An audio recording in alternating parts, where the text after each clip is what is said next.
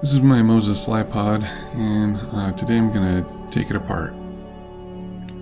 So to start off with, I was looking at the head up at the top and trying to figure out if I could remove that piece, and so I took a 1.5 millimeter Allen wrench to take out these two screws. They come out pretty easily, and however, once they're out, the head is actually the whole Slypod is epoxied together, so it's like glued and screwed. So getting it apart is actually pretty difficult. So I took out those screws. To get into the base, the first thing you're going to need to do is remove this rubber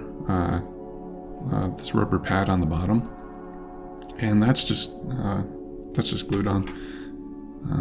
Once if you just get up an edge, you can usually pull that off pretty easily. And then below that there are 3 screws. They are 2 millimeters, so you'll need a 2 millimeter hex wrench or Allen wrench to get those out.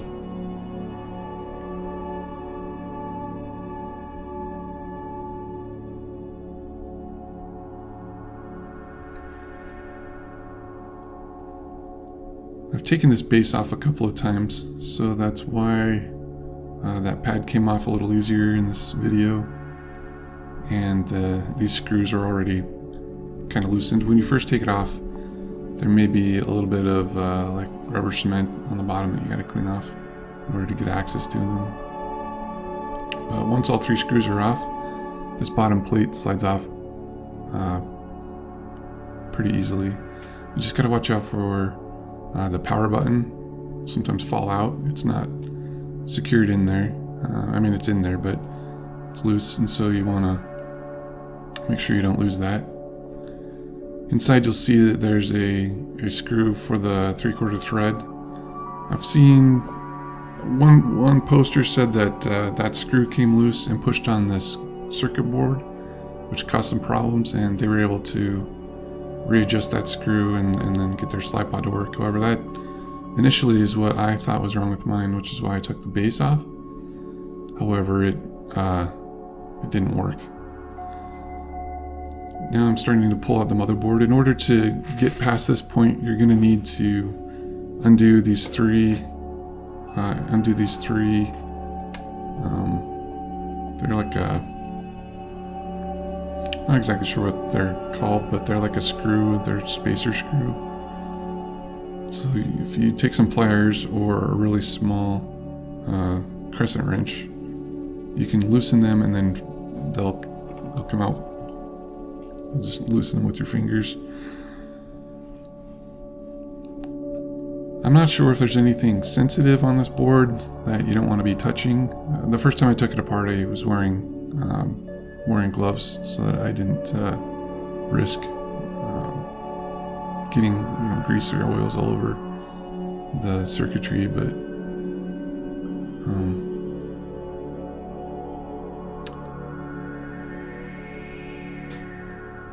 you can see how they just need to be loosened, and then you can just pull them out.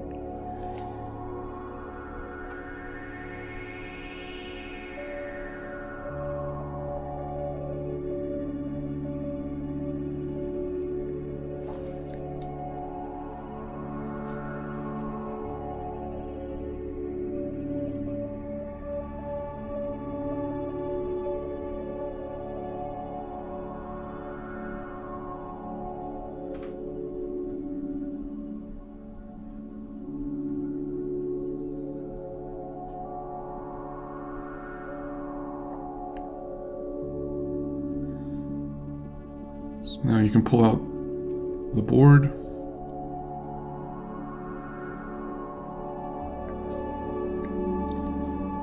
See that the board is connected to both the motor and the battery. So there's power coming into the board, and then there's the control for the motor. It goes back out. The bigger plug is the motor.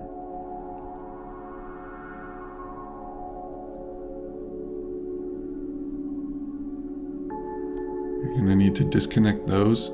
There's on mine there's a bit of I don't know if it's glue or some kind of coating to help weather seal the connection, but you'll have to work that off in order to remove the pin connectors for the motor and the battery.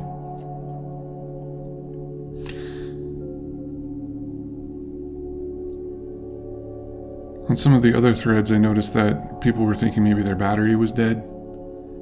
And so if you're wanting to partially break down this Slypod or your Slypod so that you can get access to the battery, you'll follow these steps to get in there.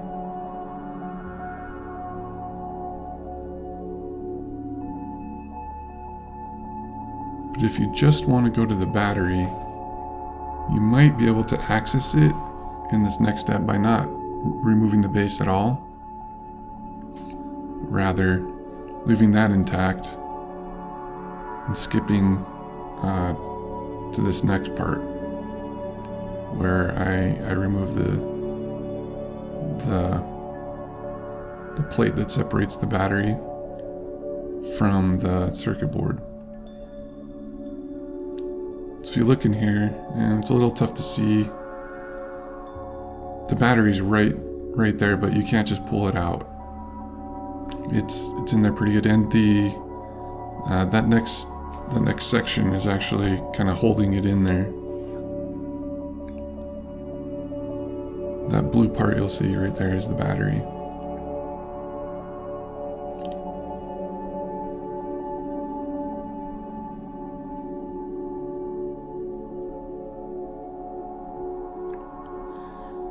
Now I thought maybe my problem was that the battery was dead or not holding a charge anymore, so I grabbed my multimeter and then tested the battery. You'll see on the multimeter that it registers like 11.5 volts, so to me, I mean that it's holding a charge. It's 11.5 volts. It seems fine. So for some reason, the device isn't. To me, it's got to be something wrong on the board, because the battery is working. I can't get anything to turn on. I can't get the lights to work. I can't get the motor to move. And so I don't know if something on this chip is messed up. There's so many, different possibilities that could be wrong with this board. So the next thing you're going to need to do to get access to the battery is you're going to have to slide this grip upwards. It's also glued, and it takes a significant amount of force to get it off. You can try twisting and pulling away from the base. I did this for a little while, and I eventually got it to kind of give and slide down. Once you slide it down, you'll have access to 4 screws right at the base that you can then loosen and then and slide up. I think that if you're just trying to replace the battery, this is where I would skip the first steps, and I would just slide off this grip and then undo these 4 screws, so you can see them exposed right now. That will loosen the base so that you can go directly to the battery without risking any damage to the board or the hassle of getting into the base or weakening the weather sealing on that.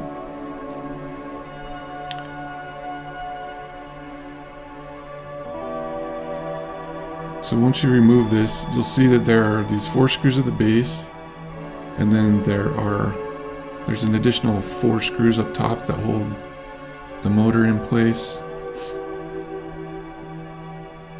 And the base of there's like a screw, like this thing works on, like the motor spins and then the screw pushes the tripod apart, and that's how it expands.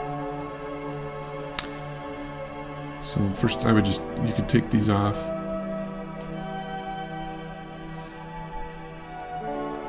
Again, if you're just trying to replace the battery, once you remove this base plate, the battery should be accessible, and you can test it. However, I don't know how easily you'll be able to disconnect the battery from the motherboard. So you'll have, if you decide to do this first, you'll have to let me know in the comments if it worked. Some of these screws are pretty tight. This is the first time I've taken this piece off, and so they were a little tighter after.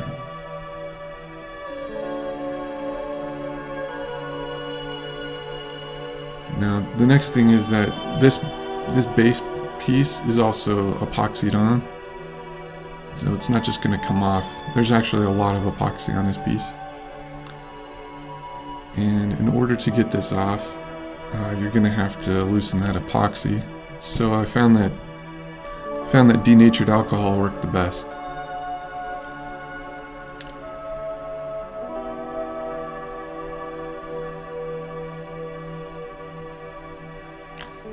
So I ended up with, I took some denatured alcohol and then a syringe, and I just kept putting alcohol on this piece, letting it soak in. Probably took about 20 minutes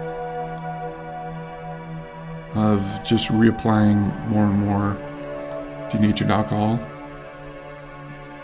I'm trying to soak the piece, but I also don't want to saturate the battery that's right below.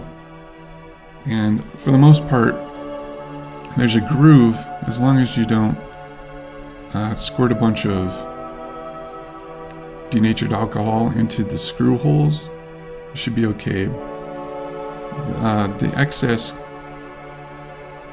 alcohol will come out of the screw holes, and as long as you keep it vertical like this, you shouldn't,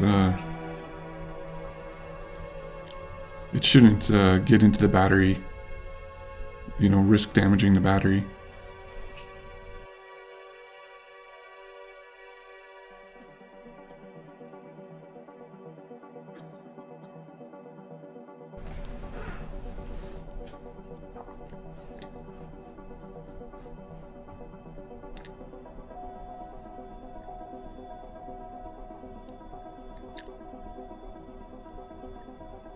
So after about 20 minutes, the glue was softening up and I got a little impatient, so I grabbed this crescent wrench and gave it a few whacks.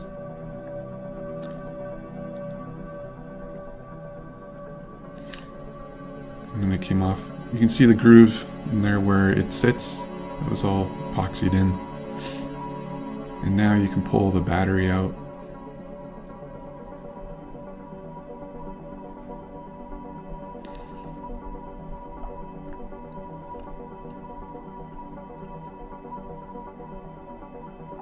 You can see all the epoxy that's in there.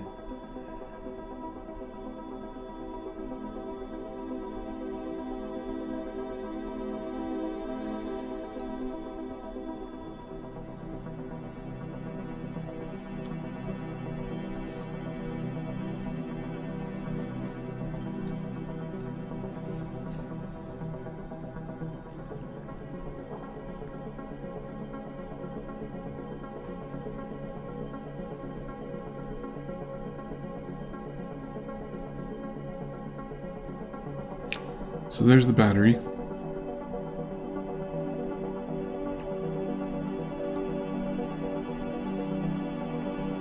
And now the motor is still in there, and it's held in place by there are two screws next in line. This is kind of where I would recommend not taking this Slypod apart anymore. I did continue, obviously, and disassemble the whole thing. But as I have put my Slypod back together, this was actually pretty difficult. I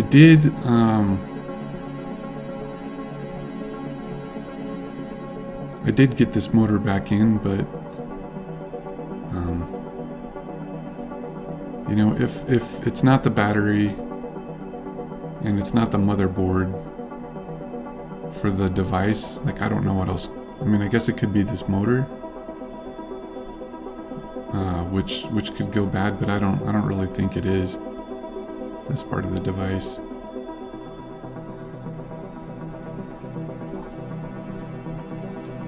For sure, I wouldn't take out this other screw that I'm doing.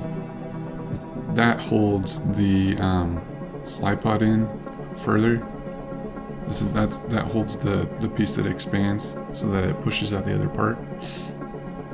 And I didn't need to take that out to get the motor mount out. I could just do the bottom screws,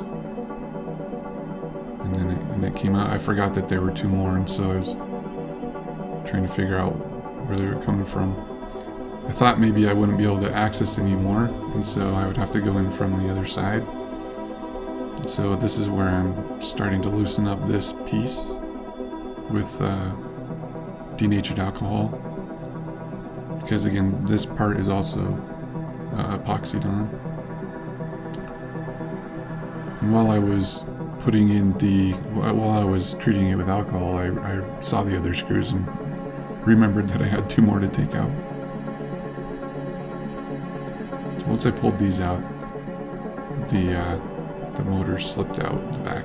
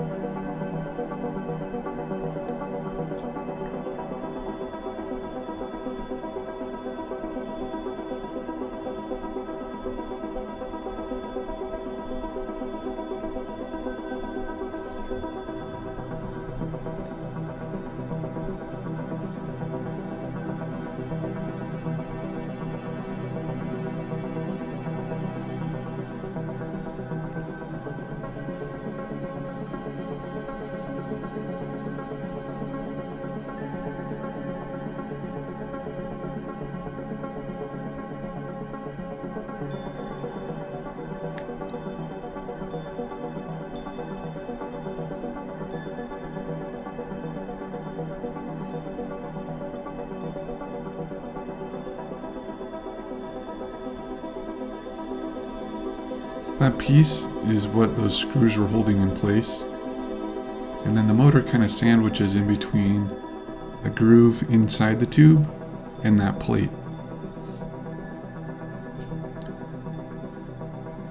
On the other side, the second set of screws that were just a little higher than those, the ones that holding in that bottom plate, they held the other component that you'll see a little later.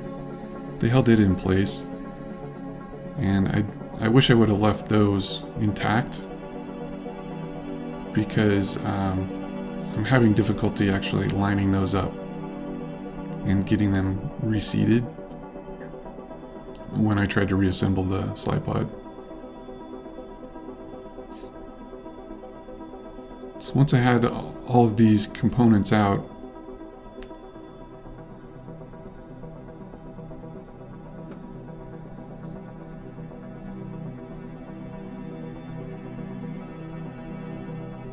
so here I'm trying to figure out why the Slypod won't come apart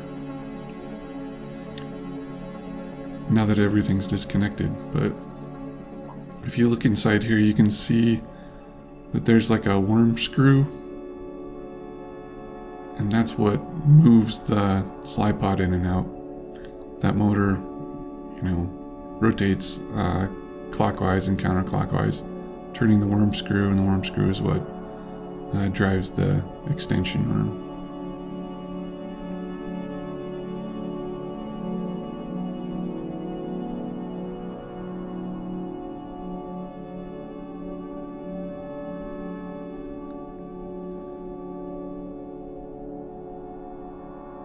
Once I had all of these components out, I thought maybe I would plug them back in to test the motor to see if maybe I could get anything to work.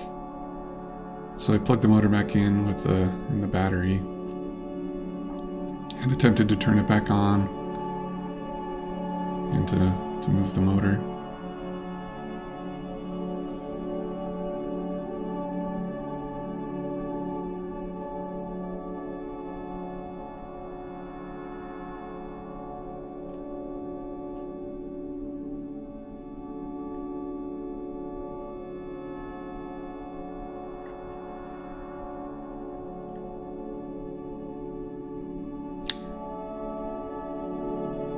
And really just nothing is working. I'm not sure where the failure point is, but I got out another multimeter and tried to check the capacitors. Those are really the only large things on this device that I even knew that I could check, and both of them pulled a reading, so they seem to be working fine.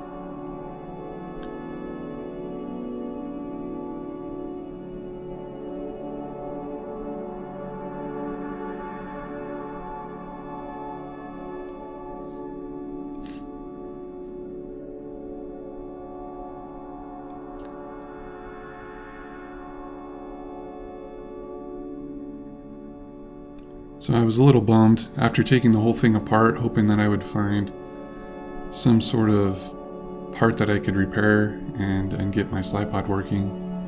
I just couldn't. There's no way that I can fix this board. And so I was a little bit bummed.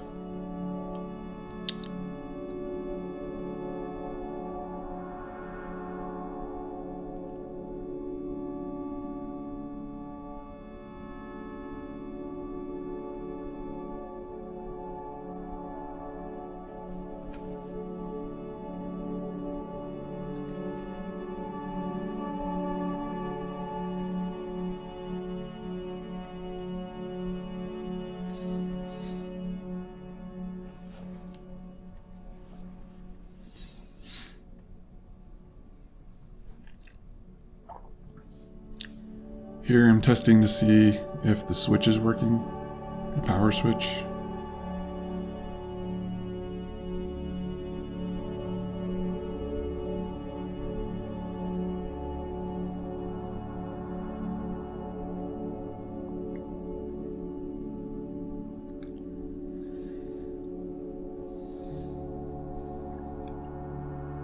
Next, I wanted to see if the motor had seized up, so I grabbed a bit that would fit inside to make sure that I could get it to turn.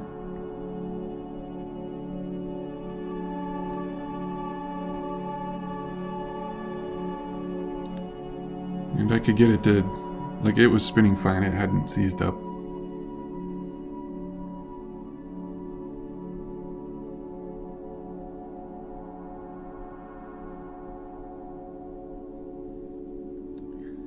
It's a pretty cool motor, and I wanted to try to test it, but I wasn't sure what type of voltage it needed.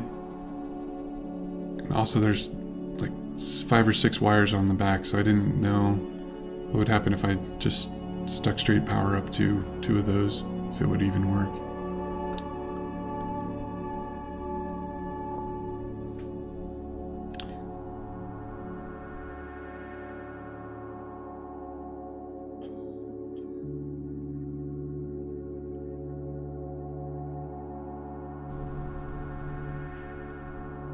To get this next part off, I ended up just flooding the section with alcohol in order to get it to loosen up.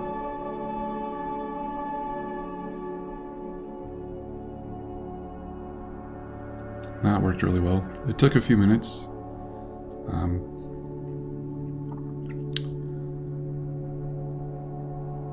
It took a few minutes to let the glue loosen, but then the piece gave and it came off.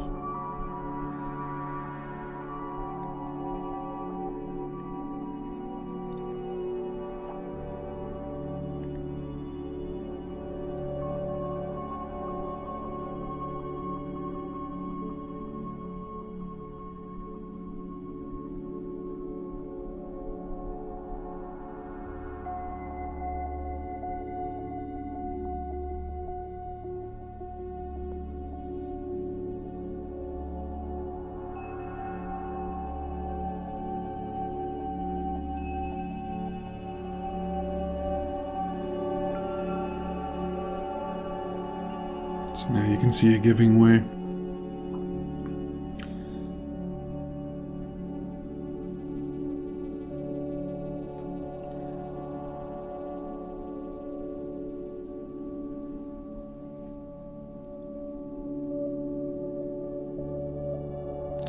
There's a lot of epoxy.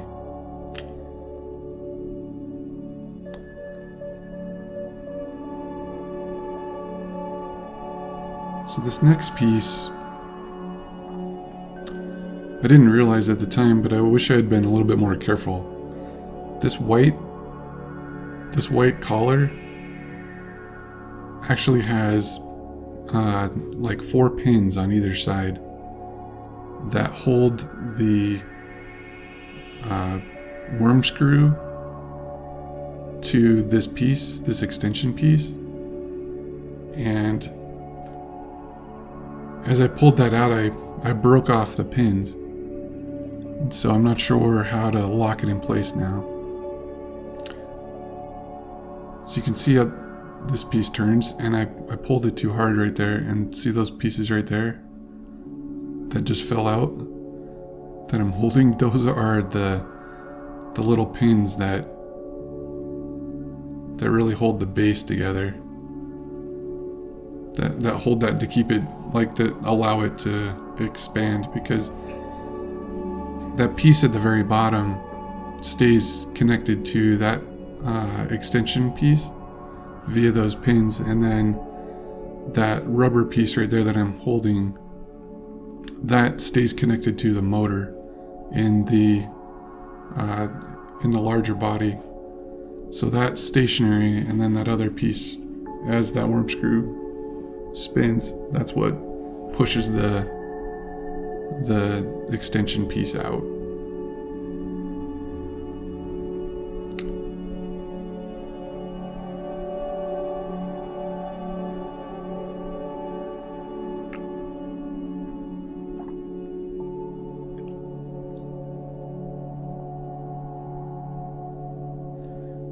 You can see how it all fits back together.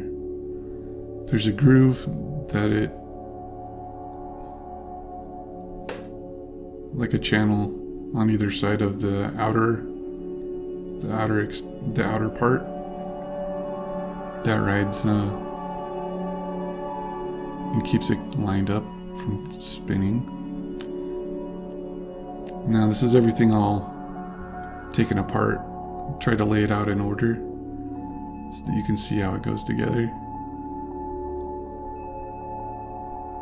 But I hope this helps anybody else that's having trouble with their Slypod at least understand how it goes together, so that if they want to attempt replacing the battery or doing their own test, they'll have at least a guide to disassemble their Slypod, or maybe make repairs on their own, hopefully get their stuff back working.